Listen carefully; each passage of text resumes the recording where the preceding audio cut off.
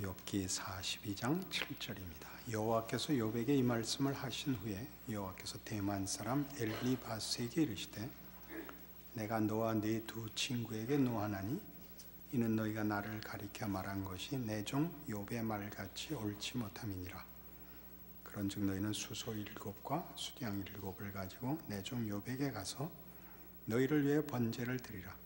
내 종 욥이 너희를 위하여 기도할 것인즉 내가 그를 기쁘게 받으리니 너희가 우매한 만큼 너희에게 갚지 아니하리라. 이는 너희가 나를 가리켜 말한 것이 내 종 욥의 말같이 옳지 못함이라. 이에 대만 사람 엘리바스와 수아 사람 빌닷과 나아마 사람 소발이 가서 여호와께서 자기들에게 명령하신 대로 행하니라. 여호와께서 욥을 기쁘게 받으셨더라. 욥이 그의 친구들을 위하여 기도할 때 여호와께서 욥의 곤경을 돌이키시고 여호와께서 욥에게 이전 모든 소유보다 갑절이나 주신지라. 이에 그의 모든 형제와 자매와 이전에 알던 이들이 다 와서 그의 집에서 그와 함께 음식을 먹고 여호와께서 그에게 내리신 모든 재앙에 관하여 그를 위하여 슬퍼하며 위로하고 각각 캐시타 하나씩과 금고리 하나씩을 주었더라. 여호와께서 욥의 말년에 욥에게 처음보다 더 복을 주시니 그가 양 14,000과 낙타 6,000과 소 1,000결이와 암나귀 1,000을 두었고 또 아들 7과 딸 3을 두었으며 그가 첫째 딸은 여미마라 이름하였고 둘째 딸은 그시아라 이름하였고 셋째 딸은 게렌 합복이라 이름하였으니 모든 땅에서 욥의 딸들처럼 아리따운 여자가 없었더라. 그들의 아버지가 그들에게 그들의 오라비들처럼 기업을 주었더라. 그 후에 욥이 140년을 살며 아들과 손자 4대를 보았고 욥이 늙어 나이가 차서 죽었더라. 오늘 이제 욥기 마지막 시간입니다. 끝이 잘 됐죠. 일단 우리의 관심사는 그거죠. 끝이 어떻게 되나? 잘 됐습니다. 의미심장합니다. 그러니까 갑절이나 복을 받았다 이렇게 다 얼버무리면 안 되고 7절 이하 오늘 본문에서 보듯이 세 친구에게 노하신다. 너희는 욥에게 가서 용서를 하나님께 구하라. 욥이 중재자가 되어 하나님이 그들의 잘못을 욥의 중재에 의하여 용서하겠노라. 이렇게 나옵니다. 그래서 이제 세 친구가 가서 여호와께서 자기들에게 명하신 대로 그 제물을 다 드리고 용서를 구하여 용서를 받습니다. 우리 욥기 내내 그랬는데 엘리후는 안 나오고 이제 이 세 친구만 나오는 것도 사실은 의미심장하고 만만치 않습니다. 우리 엘리후로 오면서 닫힌 세계와 열린 세계 얘기를 했습니다. 닫힌 세계, 우리가 이해하고 우리가 확인하는 것, 제일 많이 쓰는 것 인과 율 그랬죠. 원인과 결과의 법칙.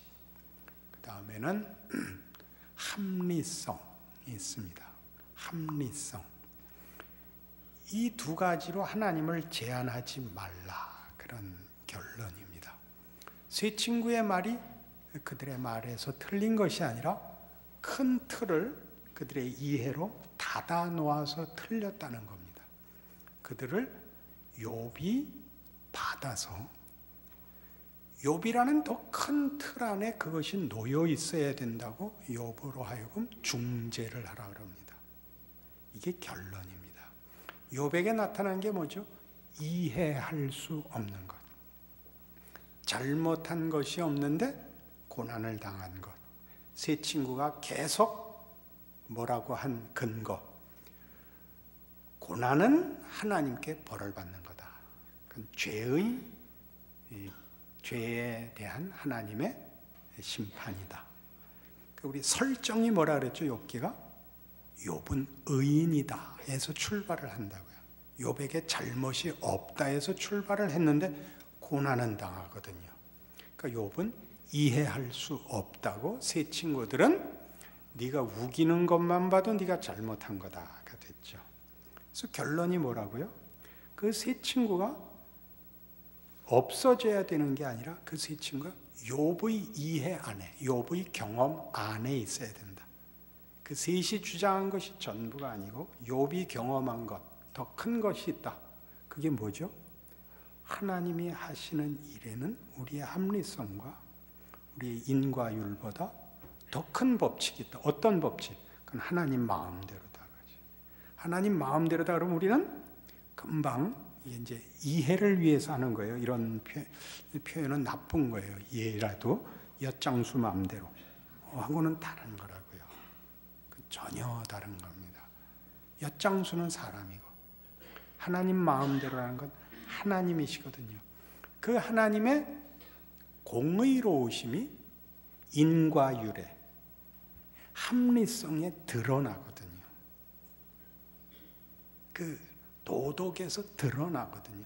하나님이 요구하시는 거룩함으로의 부름, 이스라엘에게 준 율법들은 하나님의 마음대로라는 것이 질서가 없거나 혼란스럽거나 아무래도 좋은 게 아니라는 게 분명히 드러났지만 거기에 매여 있지 않죠. 그것을 만드신 더 큰 분이다 이겁니다.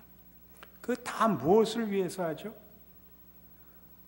하나님이 우리를 사랑하사 복 주시려고 하는 것이다. 이것이 마지막 결론이 가지는 겁니다. 욥이 고난을 통과하여 복을 받았다가 아니라 모든 존재하는 것들, 하나님이 생명을 주시고 존재케 한 창조 세계는 그걸 지은 분의 궁극적인 목적, 그의 선하심과 복주심과 그가 나타내시려는 영광의 찬송이 되는 대로 인도되고 있다. 그렇게 이제 결론이 된 겁니다. 우리 조금 더 이 문제를 확인할 필요가 있죠.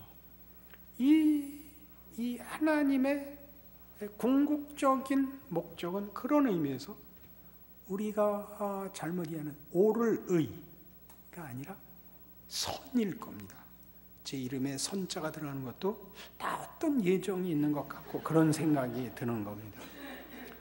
선하다는 말은 의는 우리에게 자꾸 이렇게 그런 것을 생각나게 합니다. 옳음을 얘기할 때는 옳음이 긍정적인 의미로 쓰이는 것보다 부정적인 것의 반대편에 섬으로써 자기를 자꾸 확인하게 하는 우리의 한계가 있습니다. 그렇죠? 선을 얘기할 때는 그래서 선하지 않은 악한 것을 생각하여 선을 생각하는 것보다는 조금 덜 합니다. 의는 불의가 금방 반대 개념으로 떠오르지만 선을 얘기할 때 악을 떠올려서 선을 얘기하는 사람은 없습니다. 선과 악은 굉장히 멀어 보이고 의와 불의는 이렇게 경계선에 붙어 있는 느낌이 듭니다. 그래서 하나님이 선하시다라는 표현은 그런 의미에서 하나님의 적극적인 의지, 긍정적인 목적을 이해하는데 우리에게 더 도움이 되는 것 같습니다. 그게 욥기가 제시하는 결말입니다. 우리가 율법주의나 합리주의를 가지게 되면 신앙생활에 있어서 그 분위기가 다분히 냉랭해지고 비정해지고 이렇게 실제적이기보다 이렇게 자꾸 관념화되는 부작용을 낳습니다. 그러니까 따지는 신앙이 되지 마시고 누리는 신앙이 되십시오. 그래서 스펄전 같은 설교가는 제가 많이 그 가슴 찔리는 얘기를 했는데 설교자는 쾌활해야 된다 그렇게 얘기합니다. 의미 있죠. 저는 쾌활할까요? 그거 많이 이렇게 가슴이 찔리는데 욥기는 쾌활할까요? 그렇진 않았죠. 그러니까 제가 그랬습니다. 이제 쾌활한 걸 이제 앞으로는 많이 할 작정입니다. 그 하나님의 그 결과가 이제 욥의 딸이 몇이 있었죠? 딸이 셋이고 아들 7을 두는데 아들들로는 이제 그 복을 설명하기가 없나 봐요. 아들은 뭐라고 해야 그 복의 크기, 복의 그 아름다움을 설명할 수 없으니까 이제 딸이 나와요. 첫 딸은 여미마고, 둘째는 그시아고, 셋째는 게렌 합복인데, 이게 다 무슨 얘기냐면 이쁘고 사랑스럽다 그런 뜻이에요. 그건 다 하나님께서 주시는 결말이 우리가 생각하는 물질적인 수량이나 어떤 성공보다 더 큰 어떤 예술성을 가진 깊은 만족의 감사와 정말 찬송으로 막 밖에는 표현할 수 없는 그런 깊고 찬란한 것이다 라는 걸 얘기하는 겁니다. 근데 왜 하필 이런 식으로 했냐? 그게 오늘 결론에서 따지려고 하는 것입니다. 하나님은 이 폭풍 속에서 이제 마지막에 나타나십니다. 그게 나타나시면 폭풍 속에서 나타난다는 것도 의미심장하고, 폭풍 속에서 나타나셔서 이쁜 딸을 줬다 그런 것도 사실은 이게 조금 안 맞습니다. 이게 중간에 드라마 작가가 갑자기 바뀐 것 같이 성향이 바뀐 것 같습니다. 그리고 거기에 아주 멋진 연속성이 있습니다. 하나님이 어떤 분이냐 그럴 때 욥기 내내 우리는 하나님을 이렇게 지켜보고 있는 느낌을 가집니다. 고난을 당하는 욥을 놓고 하나님과 사탄 사이에 내기를 하는 하나님, 친구들과 욥의 논쟁을 지켜보는 하나님, 심사위원 같고 어떻게 하나 지켜보는 그런 제3자적 국외자의 모습으로 보여지는데, 폭풍 속에서 하나님이 나타나셨다는 건 그 과정을 하나님이 만드시고 개입하고 계시다는 비유입니다. 하나님이 이렇게 마음이 막 불타올랐다는 표현인데, 호세아 11장에 성경에는 이런 식으로 표현되어 있습니다.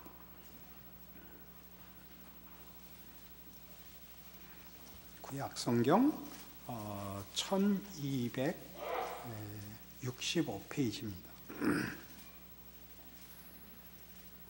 1절부터 볼게요. 여기는 이제 범죄한 북왕조 이스라엘을 이제 꾸짖으시고 애타하시는 하나님의 말씀입니다. 11장 1절입니다.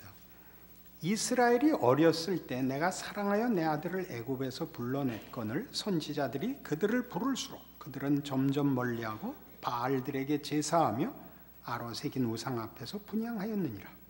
그러나 내가 에브라임에게 걸음을 가르치고 내 팔로 안았음에도 내가 그들을 고치는 줄을 그들은 알지 못하였도다. 내가 사람의 줄 곧 사랑의 줄로 그들을 이끌었고 그들에게 대하여 그 목에서 멍에를 벗기는 자 같이 되었으며 그들 앞에 먹을 것을 두었노라.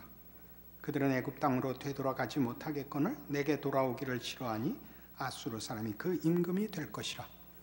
칼이 그들의 성읍들을 치며 빗장을 깨뜨려 없이 하리니 이는 그들의 계책으로 말미암음이니라. 내 백성이 끝끝내 내게서 물러가나니 비록 그들을 불러 위에 계신 이에게로 돌아오라 할지라도 일어나는 자가 하나도 없도다. 이제 이스라엘의 당시 현실입니다. 심판을 자초하고 있는 이스라엘입니다. 그 다음에 이렇게 나옵니다. 에브라임이라는 건 북왕조를 지칭하는 한 대표되는 그 12 지파 중에 하나인데, 에브라임이 북왕조 이스라엘의 뭐라 그럴까요? 그 대표격인 지파라서 북왕조를 부를 때 에브라임이라고 합니다. 에브라임이여 내가 어찌 너를 놓겠느냐? 이스라엘이여 내가 어찌 너를 버리겠느냐? 내가 어찌 너를 아드마 같이 놓겠느냐? 어찌 너를 스보임 같이 두겠느냐?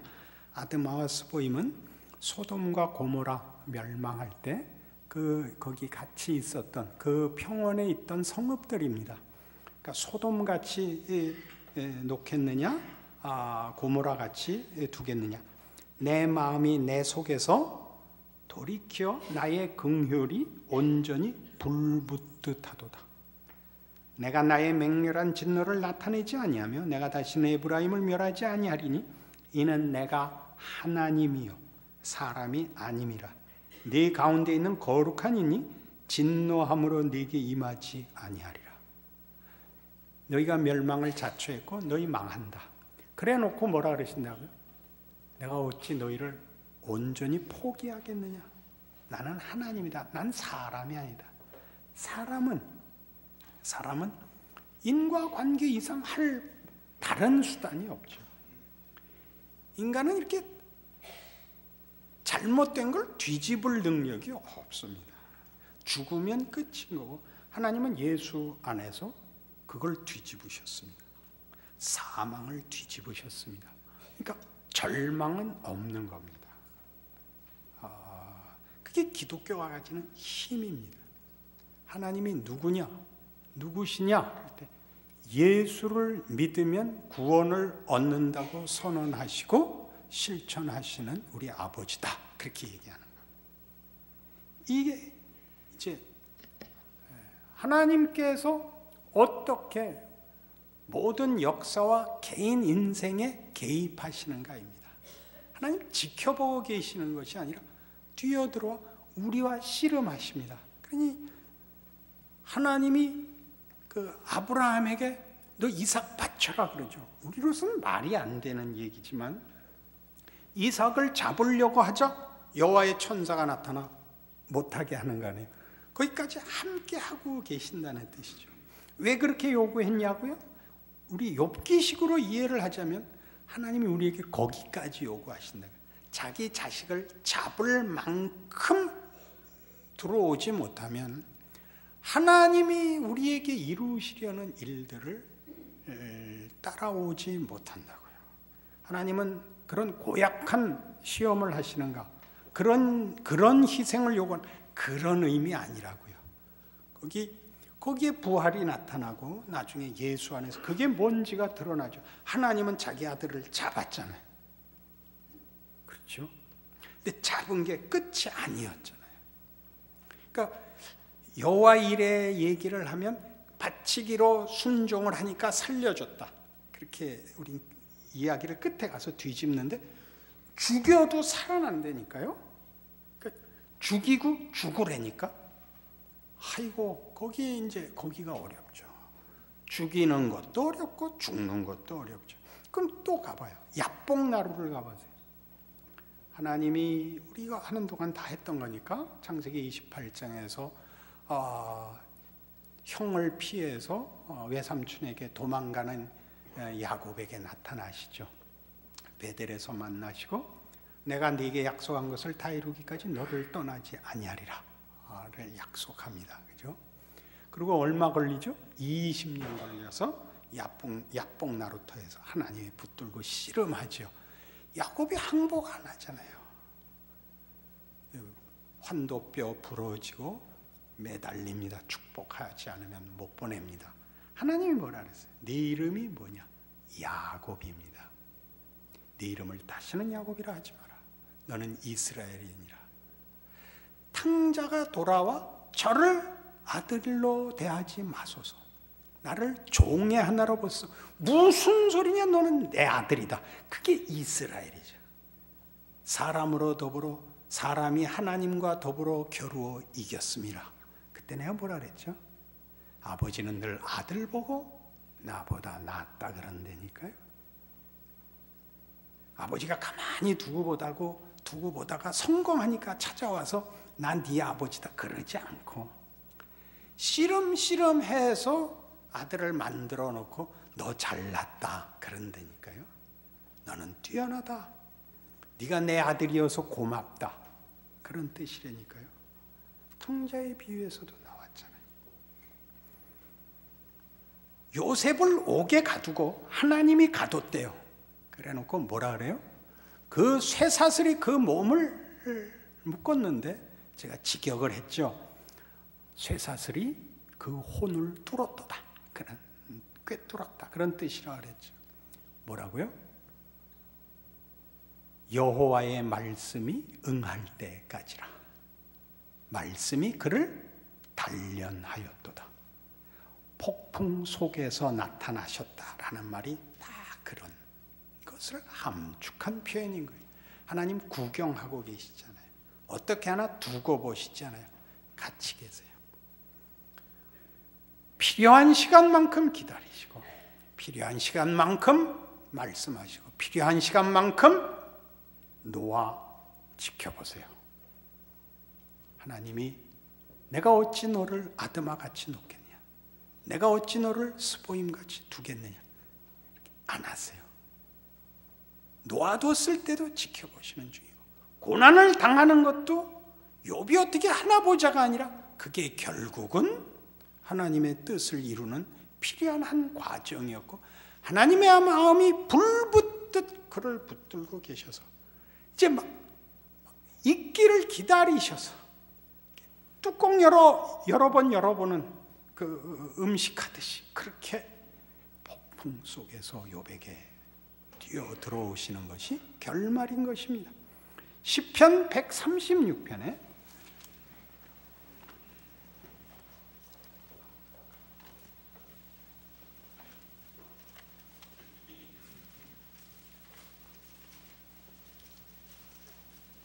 시편 136편은 감사의 시입니다.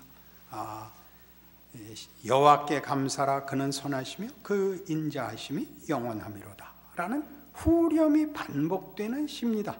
거기 23절, 우리를 비천한 가운데서도 기억해 주신 이에게 감사하라, 그 인자하심이 영원하미로다. 욥기를 하면 우리가 비천한 가운데도 봐준 것이 아니라, 우리 지난 시간에 했어요. 티끌과 재가 문제가 아닙니다 를 만드신 하나님, 티끌과 재 가운데서 회개하여 이 낮은 자리에서가 아니라 어떤 낮은 자리도 하나님이 함께 하시면 영광의 자리입니다. 감수할 수 있습니다. 로서 티끌과 재 가운데서 회개하나이다. 이거 괜찮습니다. 그거예요. 비천한 가운데서도 선을 이루시며 영광을 만드시는 하나님께 감사하라, 그 인자하심이 영원하미로다. 우리를 우리의 대적에게서 건지신 이에게 감사하라, 그 인자하심이 영원하미로다. 대적이 누굴까요? 제가 아는 대적은 이겁니다. 제가 아는 대적, 자폭과 타협.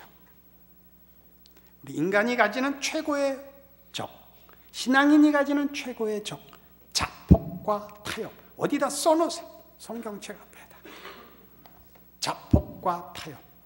자폭과 타협은 하나님의 일하심과 능력과 그 깊이를 내가 포기하는 거예요. 최고의 원수예요. 하나님이 얼마나 크고 얼마나 깊은 것을 우리에게 이루시는지 몰라서 자폭하거나 타협해. 자폭하거나 타협해. 자폭의 한 형태가 뭐냐? 계속 회개하는 거예요. 이상한 말을 했죠. 계속 회개해서 안심하려고 그러지 마세요. 그래갖고 고난과 이해할 수 없는 게 끝나기를 바라지 마세요. 어디까지 울어야 되는지, 어디까지 가야 되는지 몰라요. 하나님이 가는 데까지 가야 돼요. 그가 폭풍 속에 있고 내 마음이 온전히 불붙듯 하도다 라고 말씀하는 걸 늘 매일 기억하세요. 내 마음이 너를 인하여 내 속에서 온전히 불붙듯 하도다. 그런 하루하루를 지나는 거죠. 그래서 이 고린도전서 12장에 가면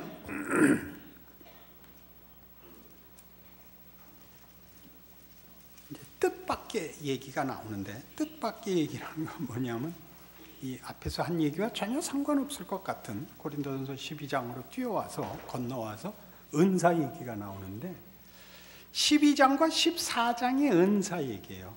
그 가운데는 사랑장이에요. 은사 얘기를 하다 가운데 사랑장이 나와요. 사랑이 무슨 이런 좋은 얘기, 달콤한 얘기를 하는 중에 나오는 게 아니라 은사 얘기 가운데 껴요. 근데 은사 얘기를 왜 하냐면 시기와 경쟁과 그 자랑을 경계하면서 은사 얘기를 해요. 무슨 얘기를 해요? 은사는 너 자신의 우월함의 증거가 아니다, 그 얘기를 해요. 12장 몇 절인가요? 7절. 각 사람에게 성령을 나타내심은 유익하게 하려 함이라. 유익하게 하려 함이라. 누구에게? 모두에게. 그러니까 한 사람이 잘났으면 주변에게 다 유익이 돌아가야 돼요. 지금 욥기에서 재미있는 거 뭐냐면 마지막 결말이 욥이 옳고 세 친구는 틀렸다로 끝나는 것이 아니라 그의 옳음이 세 친구들을 부둥켜 안는 대로 가서 최고의 의는, 하나님의 의는 옳고 그른 것이 아니라 관계래요. 관계. 그러니까 여러분이 신앙적으로 오르면 더 많은 사람과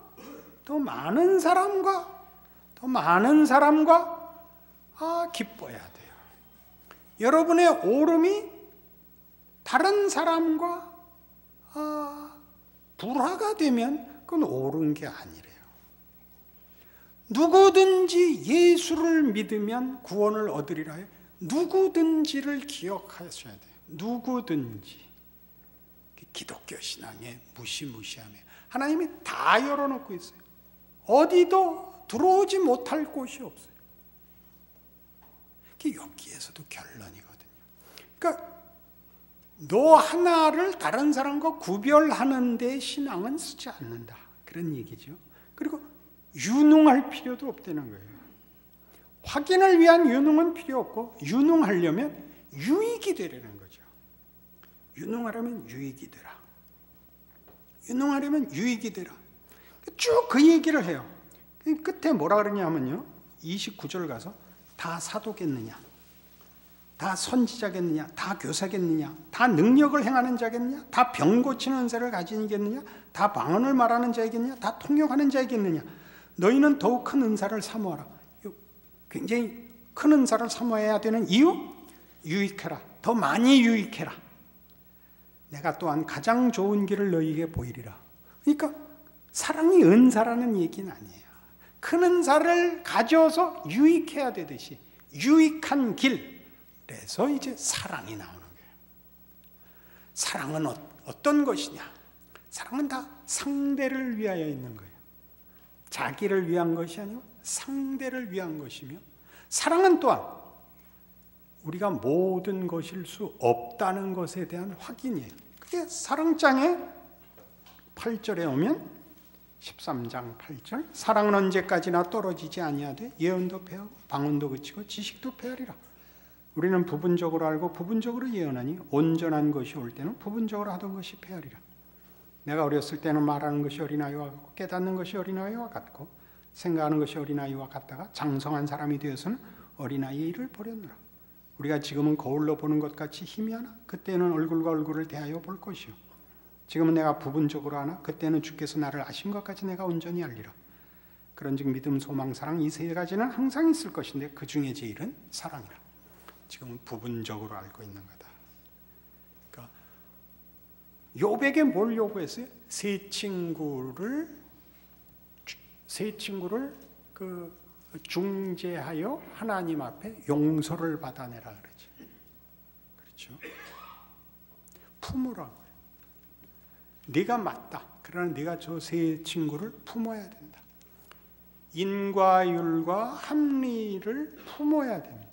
그것보다 더 크지만 그 품고 있습니다. 이것과 그것이 수평적으로 대등한 위치에 있는 것이 아니라 더 큰 틀, 하나님이 누구신가라는 열려있는 틀 속에 하나님의 거룩하심과 하나님의 질서를 드러내며 그것보다 더 큰 하나님의 용서와 일하심과 궁극적인 승리를 믿어야 합니다. 굉장한 결론이죠.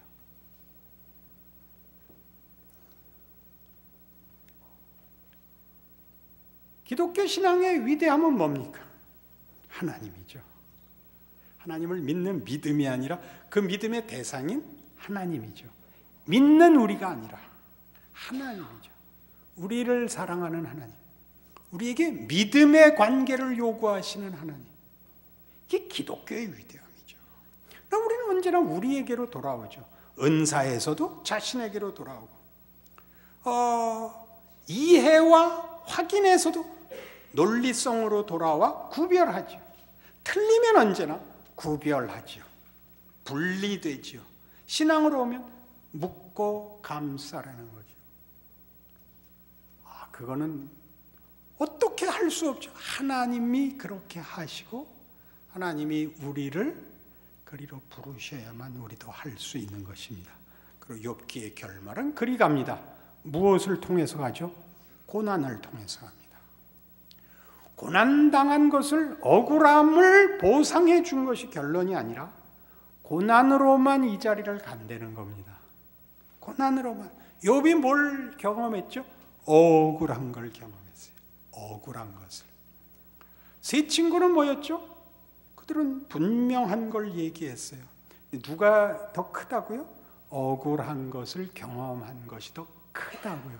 누가 누구를 감싸라고요? 억울한 자가 분명한 자를 감싸래요. 그래서 어떻게 됐다고요? 억울함을 통과해서 가는 자리에 욥이 왔다고 결론을 내려요. 몇 배 복을 받았다고요? 2배 갑절이나 복을 받았다고요. 그게 성경의 모든 얘기죠. 히브리서 2장 가시겠어요? 히브리서 2장이었나? 5장이었을 텐데 왜 2장이라고 여기 써놨을까? 요새는 정신이 왔다 갔다 하니까 2장으로 갔다 5장으로 갔다.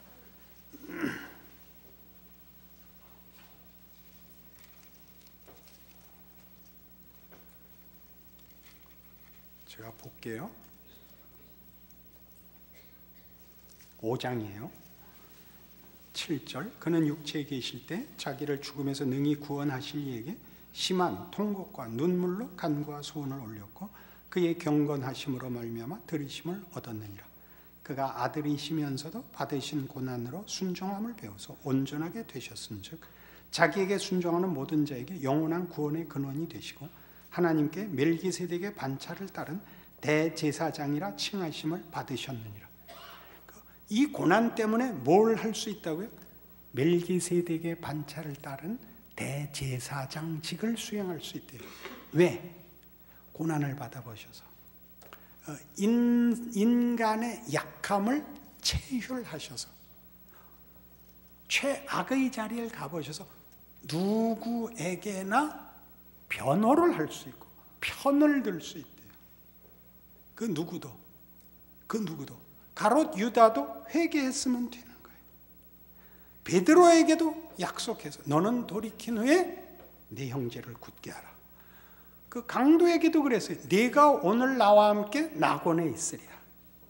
뭘 해서 알았다고? 이 고난의 자리를 통과함으로써 그들을 다 끌어안을 만큼 깊고 넓어지셨어요. 실제로 고난을 통하여 순종함을 배워 온전하게 돼요. 그 감싸는 보자기가 튼튼 무쌍해지고 무한히 넓어지셨다. 그렇게 우리가 이해할 수 있습니다. 이게 욥의 결론이에요. 자기를 내어주어서만 싸매는 하나님의 방식, 상대방을 무릎 꿇려 자기의 소유로 삼는 방식이 아닌 자기를 주어 감싸 안는 기독교가 그 주인 되신 하나님 되심을 증명하고 설득하고 일하시는 방식, 예수를 십자가에 못 박아 죽음의 자리까지 요구하시고 부활시켜 받는 영광, 그게 기독교죠. 여기까지 와야 세상을 이길 수 있어요.